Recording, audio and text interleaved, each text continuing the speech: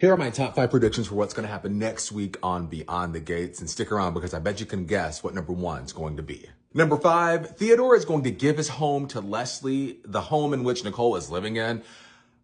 I don't see a world in which Nicole ever sees this as a goodwill gesture to keep Leslie from buying the house across the street from her parents. In fact, I just don't even want to see Nicole and Ted back together at all. Theodore, goodbye.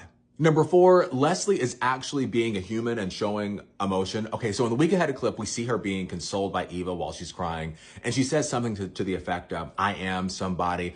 But we have seen this song and dance before. We have seen her be really upset, really sad, only to find out she's faking it and she has something else in the works. She's plotting something else. So it's hard to know if what we're seeing in this clip is actually genuine. But you know, I'm always going to root for my girl, Dana Leslie Thomas. Number 3, Doug just needs to file the divorce papers because Joey has his woman, Vanessa. And that's really all I have to say about that. Number 2, Inspector Gadget and Penny, aka Jacob and Kat, along with Madison, are heading to Allison's property that she inherited from her grandmother to try to rescue Chelsea. But what happens in a soap opera anytime someone's driving?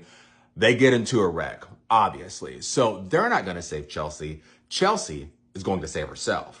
And before I get to number 1, just a reminder, Beyond the Gates is on hiatus from new episodes this week. However, you can relive all the drama that Miss Dana Leslie Thomas calls by storming into Ted and Nicole's anniversary party, which old Ted's going to be there. We like Maurice. We love old Ted. Anyway, those episodes are going to be playing all this week.